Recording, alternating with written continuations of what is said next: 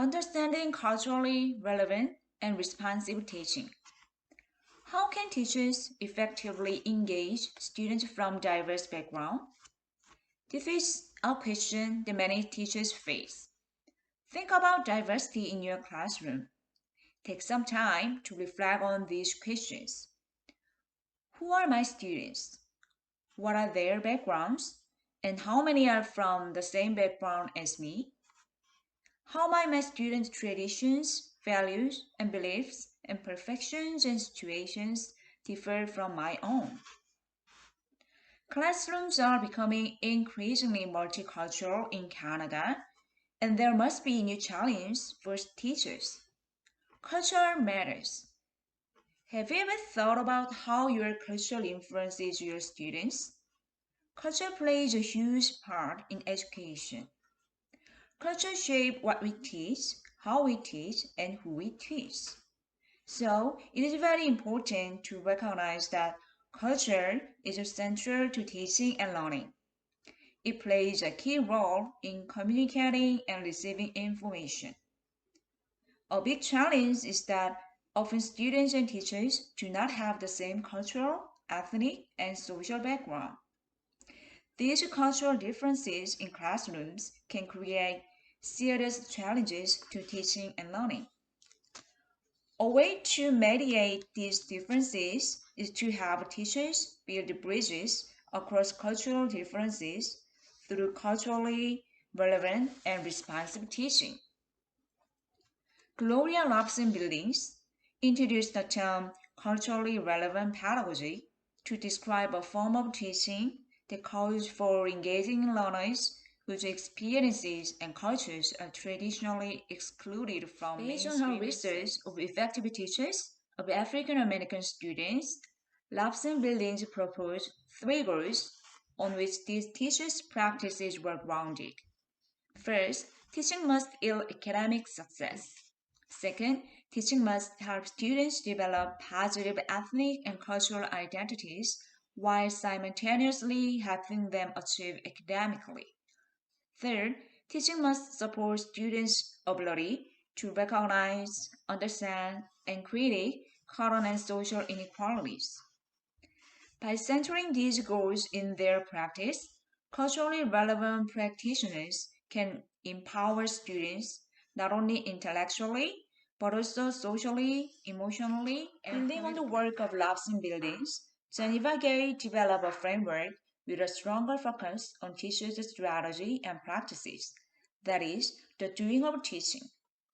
Gay coined the term culturally responsive teaching to define an approach that emphasizes using the cultural knowledge, prior experiences, frames of reference, and performance styles of ethnically diverse students to make learning encounters more relevant to and effective for them. Gay calls on culturally responsive practitioners to make positive changes on multiple levels, including instructional techniques, instructional materials, student-teachers relationship, classroom climate, and self-awareness to improve learning for students. Gay argues that an asset-based view of student is fundamental to ensuring a higher degree of success from students of various cultural compelling research highlight the benefit of culturally responsive teaching. For instance, studies in brain science and education find that drawing on learners' background knowledge shape comprehension. Indeed, all learners process new information best when it is linked to what they already know. Research also illustrates that instructional materials, assignment, and tasks that reflect students' backgrounds and experiences are critical to engagement and deep, meaningful learning. A smaller yet promising group of studies evaluating the effectiveness of CRT interventions link this approach to a wide range of positive outcomes, such as academic achievement and persistence, improved attendance, greater interest in school, among other outcomes. Culturally responsible teaching also has critical synergies with other reform efforts in education, such as initiatives to improve school climate, implement social emotional learning. For instance, research shows that students who develop a positive sense of racial and ethnic identity are more interested in befriending people of different backgrounds.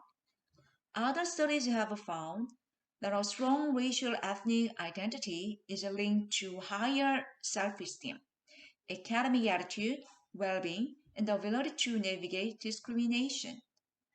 Though more rigorous, large-scale studies are needed, existing studies already support taking actions to boost teachers' cultural responsibility. Let's think about how to become a culturally responsible teacher.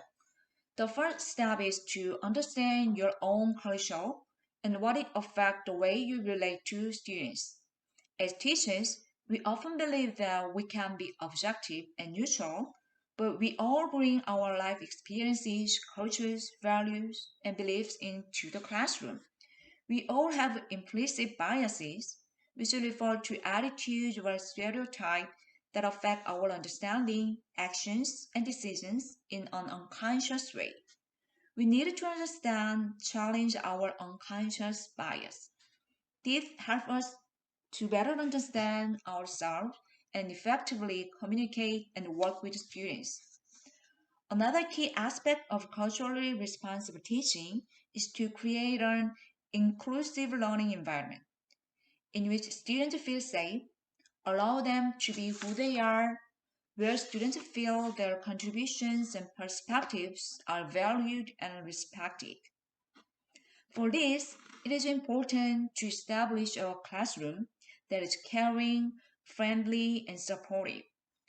Use a teaching strategy that accommodates the needs of students in terms of learning styles, ability, background. Consider some of these questions. Do my students feel empowered, capable of discussing concerns or challenges with me or others? How do my teaching practices foster a learning community where each student is valued and considered? What strategy do I use to support diverse learners? Whichever strategy you use to make your classroom more inclusive, remember to be sensitive to and flexible about the way diverse students think, behave, and communicate.